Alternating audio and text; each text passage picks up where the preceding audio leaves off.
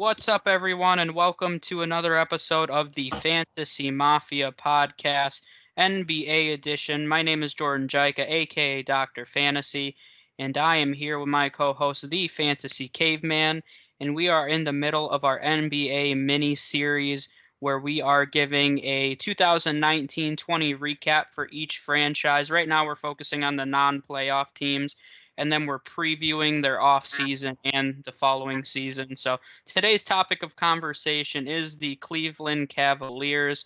So to give you a brief recap on their 2019-2020 season, they were 19-46, which was the worst record in the Eastern Conference. They did have a head coaching change in the middle of the season. John Beilein, former Michigan coach, was 14-40 before he resigned. And there was a lot of controversy around that. Players didn't like playing for him. He had a lot of questionable tactics that maybe worked in the college landscape, but did not work in the NBA. So a very short-lived experiment there. JB Bickerstaff took over. He's had a head coaching opportunity. Actually, I think this is the third time he's taken over for a franchise in the middle of the season. So he's the janitor cleaning up the season for teams. And he had a 5-6 record, so they were much improved once Bickerstaff took over. A few of their season leaders, Colin Sexton led the team in points with 20.8. Kevin Love in second with 17.5, little over 17.5. Andre Drummond averaged 17.5. He had Jordan Clarkson coming off the bench, averaging a little over 14.5. Then other double-digit scorers, Darius Garland, Tristan Thompson, Osman, Larry Nance, Kevin Porter. So quite a few guys they had in double digits there. Their leading rebounder was obviously Andre Drummond, averaging over 11 rebounds per game. Tristan Thompson averaged just over 10. Kevin Love averaged 9.8, so just under 10 there. In terms of assists, Darius Garland led the team with 3.9. Which not a ton there. And funny enough, Kevin Love was second in assists at 3.2, which I found kind of funny. Leader in steals was Andre Drummond, who also led the team in blocks. So Andre Drummond averaged 1.5 steals and 1.4 blocks. So those are their leaders from the 2019-2020 season. So I'll kick it over to you, K-Man. Any notes? Anybody that you liked from this past season? I tell you, I did not like Beilein. Horrible. Interesting note about Bickerstaff. You mentioned that they went 5-6, and you mentioned those guys that have had really low assist numbers. Their leader at under four. But when I looked it up, Bickerstaff. With Bickerstaff in 10 of his 11 games, they had at least 24 assists. So. There was obviously they were sharing the ball more once he took over, and don't exactly know the situation, but I think that'd be smart for them to put him as the head coach the next season to see, because it seems like he really started to develop a rapport with some of the younger guys like Sexton and Garland. Who, speaking of that pairing with Sexton and Garland. You know, you kind of look at them too as individual players and like, oh, how can these two guys coexist? You know, both guys are guys that want the ball in their hands and like to shoot. Specifically talking about Sexton, I was looking at some of his numbers compared to his rookie season, and he was much improved. Over his rookie season. His points went up from 16.7 his rookie season. Like you mentioned, he was a leader this year. I think he was a leader this year at 20.8. His field goal percentage went up from 43% to 47.2, which for how much Sexton loves to shoot the ball, 47% is actually not bad for a guy that shoots the ball a ton and doesn't always take the best shots. And actually,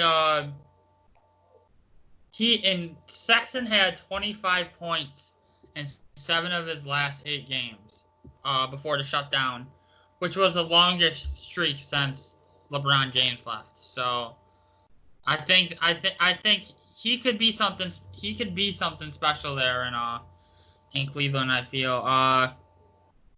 And again, with him and Garland in the backcourt, I know some people are thinking that they're not going to really be able to coexist long term. I think they can.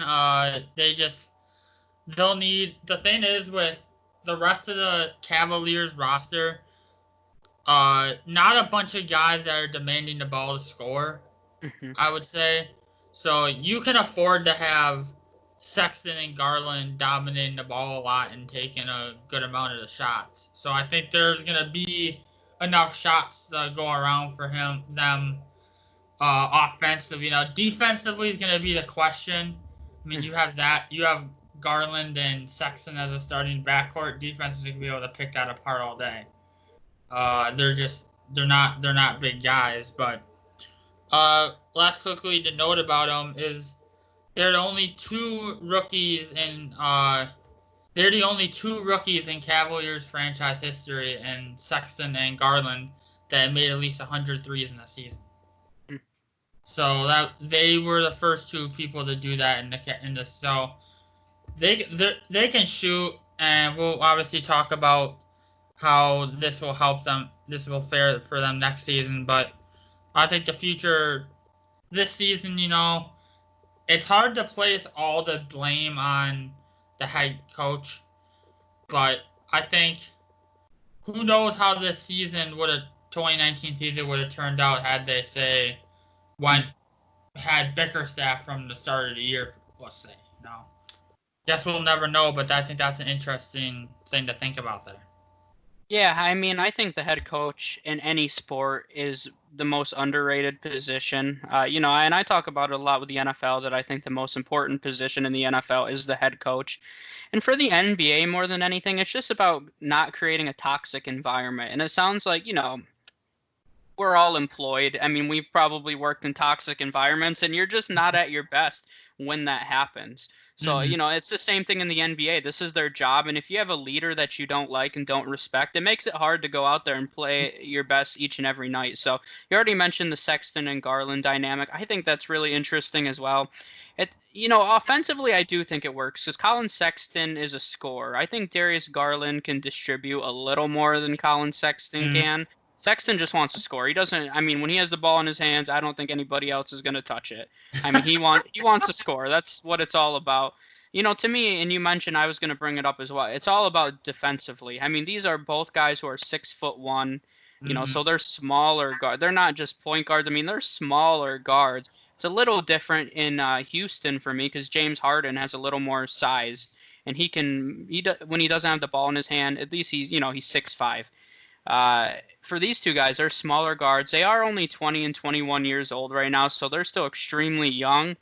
And that's one of the reasons that defensively, Andre Drummond makes a lot of sense to me. Because if they struggle and guys are blowing by Garland and Sexton, I mean, you have Andre Drummond, who's probably the best defensive center in the NBA, or, at least top 2 or 3, and he's guarding the paint for them. So I think that was a really interesting and smart acquisition because they know their guard play defensively is very weak. So I'll kind of go over their depth chart now while we're talking about that. Their point guard, Darius Garland's listed as their starting point guard. Matthew Dellavedova is their backup. Dante Exum was further down the bench for those of you who remember Dante Exum.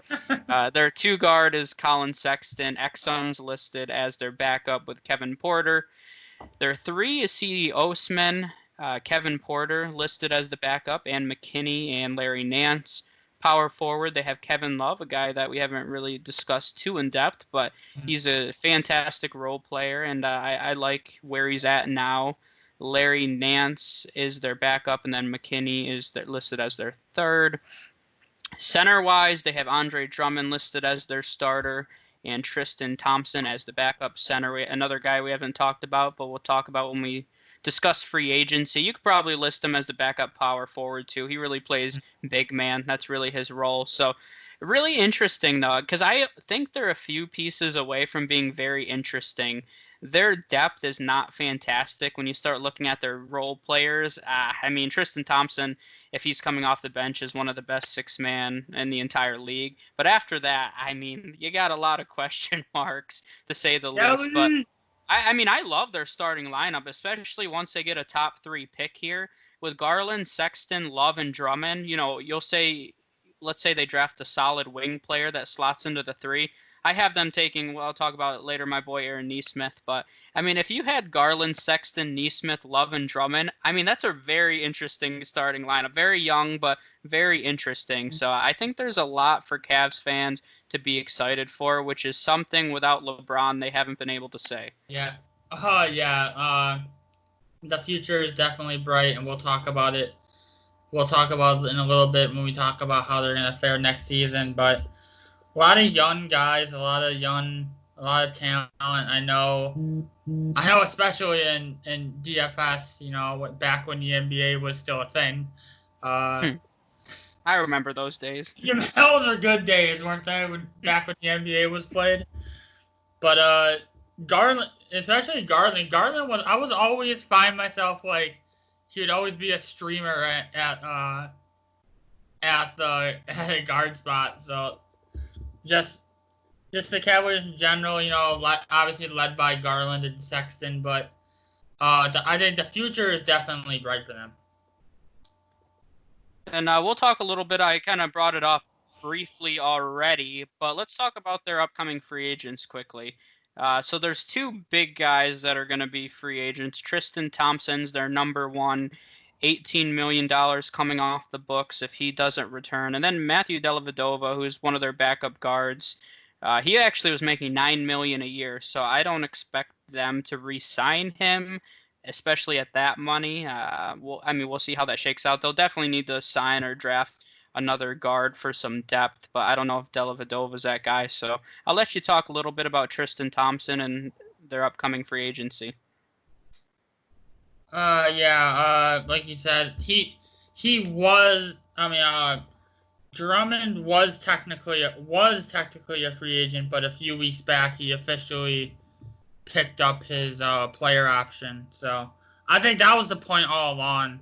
I think they were expecting Drummond to at least pick up his option for next season. I don't know exactly if they view Drummond as their long-term answer at center. I think they know at least for next season he's going to be their guy. But yeah, like I said, with Tristan Thompson, this is one of the most interesting cases this offseason on whether the team should bring him back. I mean, you can say that with Drummond there now, it's not that much of a pressing need for them to go and re-sign Tristan Thompson, which I know Thompson's probably going to command a pretty fair salary. He was very productive in his role for them this year. So, I think it's a situation where if Tristan wants to take some sort of a discount, I mean, the Cavaliers are not going to pay Thompson what he's going to get on the open market, especially with them having the money tied up in Drummond next year. I mean, you're going to be talking about your 2 having probably over $40 million tied up in your 2 big men. So for a Cavs team right now, that doesn't really make a lot of sense. But Thompson's the guy, who knows, maybe he decides maybe take a little bit of a discount, or if the Cavs want him back at all, I think they're gonna try. I think they'll try to make something work. And I also think with Thompson, I think he was a great role model for the younger guys on that roster this season, especially with Garland and Sexton, and even Osman, who I think especially when we talk about their needs, it's like they need a wing, obviously. But that's not think that's necessarily a knock on CD Osman, who's kind of their top wing right now. But I just think if I'm the Cavs, I'm re-signing Tristan Thompson. I think that him and Drummond in that paint. I mean, come on now. That's a force inside the paint if they're both on the floor. Yeah, like I said, you mentioned Dellavedova, who I like Dellavedova especially from his time in Milwaukee. I think he's a very good bench guard to give you some depth. He plays hard. He plays some solid defense. He can score a tiny bit, I guess. You didn't mention him. They have this guy. I honestly don't know who he is, but this Dean Wade dude. Mm-hmm. I don't even know who this guy. I feel bad that I don't know who he is, but I looked him up. I guess they said he's a restricted free agent. Mm-hmm. Don't know who the guy is, but he only played 60 minutes the entire season. So okay. So now I don't feel as bad here. And then they have the Ante Zizi dude, who I think is a big man for him, who he's kind of like a blah guy. Who cares if they resign him or not? Yeah, yep. So a few other smaller pieces there. Yeah, Zizi provided some big man depth for him this season, but nothing too exciting. I personally don't expect them to re-sign Tristan Thompson. I think Andre Drummond kind of spelled the beginning of the end for Tristan Thompson. I mean, they definitely have the salary cap for it. You already mentioned they have almost actually they have a little over $50 million tied up in Kevin Love and Andre Drummond, which is pretty hefty. I mean, I expect Tristan Thompson to command probably 3 to 4 years with an average over 20 million a season. And if I'm the Cavs, I don't know if that makes sense long term right now, you know. And I think for Tristan Thompson, it's going to be a matter of where he can make the most money, you know, or maybe he's the kind of guy, we talked about it with the Warriors. He's been on some struggling Cavaliers teams over the few years. He saw some success with LeBron too, but maybe he wants to recapture that success and take some mid-level exceptions somewhere else to try to win another championship. I don't know him well enough to say either way, but I really think that the dynamic is just with Love, Drummond, and Thompson. Thompson can be a starting player in this league at either the 4 or 5, and somebody will pay him that kind of money to start for them. So I think it's going to be tough. Obviously, like I said, they have the salary cap. They have the ability to offer him as much money as he could possibly want. But long term, I don't know if it makes sense for him. Maybe it does. Maybe you sign him for 3 years, and then by the time that contract is up, Sexton's looking for a new deal. So, I mean, you could look at it that way. But I think that with Drummond there, long term, they're going to have to decide which one do we want to pay. You can't pay 3 big men over $20 million. So I think that Thompson's going to be the odd man out, but he'll definitely be one of the top 10 free agents this offseason. So that'll be a fun one to track. In terms of their overall off-season needs, I already mentioned, I think they really need a scoring wing, a guy that doesn't necessarily need the ball in their hand because they have enough of those with Sexton and Garland. Kevin Love doesn't need the ball in his hands either, but I think kind of like a Kevin Love player they could use. They could also use a strong defender. I already mentioned the weakness at their guard play in terms of defense. So if they do get a win, I really see a 3-and-D guy, which you and I broke down this NBA draft class a little bit. There's lots of 3-and-D guys, so I fully expect them to go out and grab one of those guys. And then the other thing will be if Tristan Thompson does leave, they will need to replace him somehow because that does leave a huge void off of their bench. And there's a lot of minutes on the table. They'll need to grab some big man depth if he does leave. Oh, yeah, totally. And I also think it doesn't seem like you're a big fan of him, but I think it'd be smart for them to re-sign Dellavedova. Obviously, they're not going to pay him $9 million, and if some team is stupid enough to pay him $9 million, more power to him, and that they can just let him leave. But I don't expect Dellavedova to make $9 million next season. So I think as long as he comes at a fair price, I think having him there is kind of like as a veteran, you know, to help mentor guys, and he gives you some decent minutes. He plays tough defense. Oh, no, he makes sense for them because Garland and Sexton play terrible defense. So Yeah. to have a guy that comes off the bench that can play defense, if it's not Dellavedova, it's got to be a guy like that.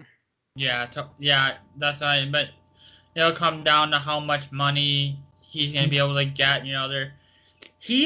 Dellavedova is a guy where it seems like a team would, when he really probably deserves somewhere in like the 4 or 5 range.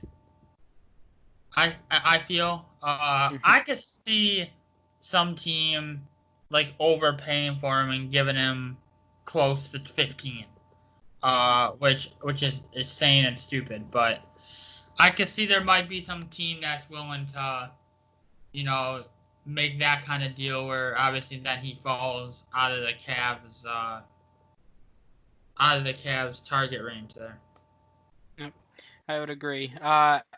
Any targets that you have in free agency? What do you think they need to go after? For me, I mean, obviously, aside from Tristan Thompson, who we talked about a good deal already, you mentioned that they need some depth on the wing, and I would keep an eye on maybe Kentavious Caldwell-Pope. Mm-hmm. Obviously they have some. Obviously, they have their guards are set, but they don't have a lot of wing depth. And like you said, with Osman being the top wing guy, I think he gives them a lot of depth at that position. Obviously, I think he scores he scores a decent amount, and I just think he fits. I think he fits into that system, and kind of. Think he fills their biggest need, in my opinion. Yeah, no, I think he would make a lot of sense. He plays very nice defense as well, so that's something they're desperately looking for right now. A few guys that I had listed, I already mentioned Aaron Nesmith, who, when we did our individual podcast on him, we said shooting like 1,000 times during that episode. Yeah. And I think he would fit in perfectly here. He also plays very nice defense.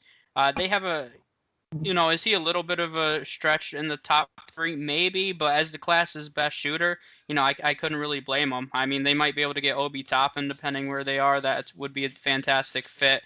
Other shooters, they have Davis Bertrands from the Wizards is going to be a free agent. He's one of the best 3-point shooters in the NBA, so if they are able to get him on the wing, once again, not a very strong defender, so I don't know if that's exactly the route they want to go down, but another guy, Jeremy Grant from the Denver Nuggets, he's more of a defensive specialist, so he's a guy I could see him going after.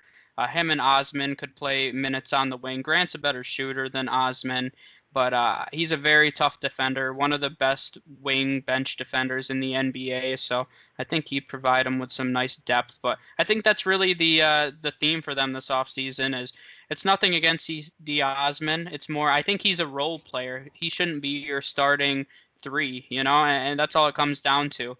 And then when you look at their bench players, you start looking at guys like Dante Exum, Larry Nance. Larry Nance is solid, but if Tristan Thompson's gone, Kevin Porter, there's just a lot of question marks. So I really think they need to work on that depth if they want to make it through a full successful season. And speaking of full successful season, where do you see them finishing next year?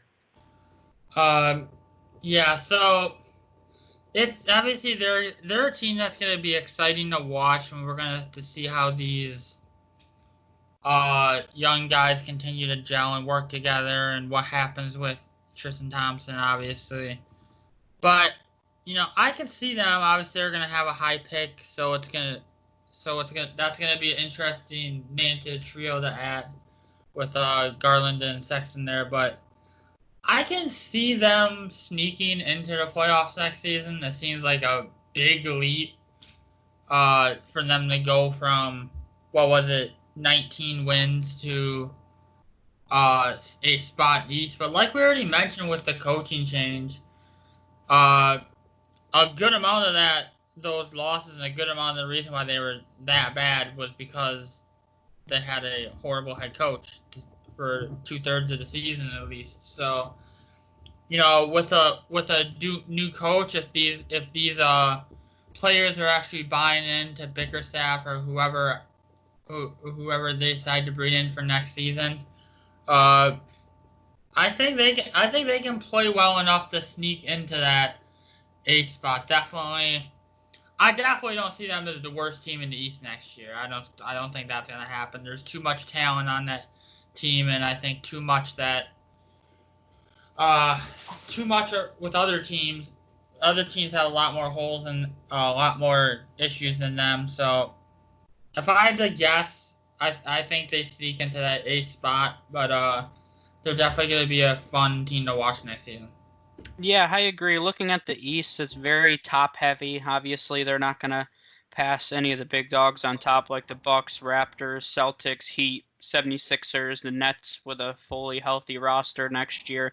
You start looking at the last two, the Pacers are the 5 seed this year. We'll see what happens with them. They always seem to perform well and always finish in that 5 or 6 seed range no matter what their roster looks like. So, but yeah, I mean, I agree with you. The Cavs, and realistically, you already mentioned it, with the record they had with Bickerstaff, and that was the full roster that they have now minus whoever they draft.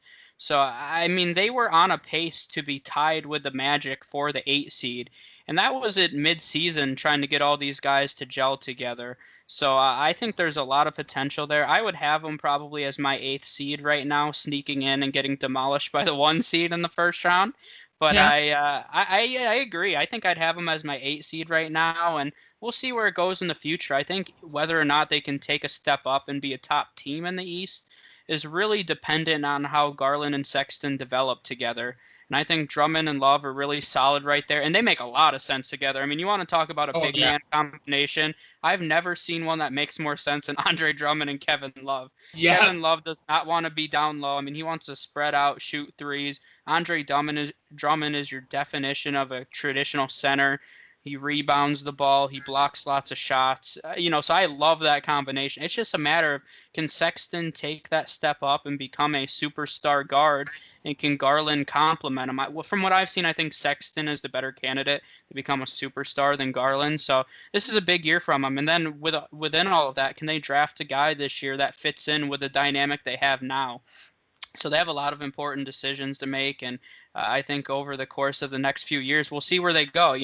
I could see them not quite getting to the next level and just kind of being a 6, 7, 8 seed for years, but I think a lot of it is dependent on, and we know today's game is a superstar-driven game, so can Colin Sexton take that step up and become a superstar? And we saw him average over 20 points in his second year, so, can he make that next step and average 25 points?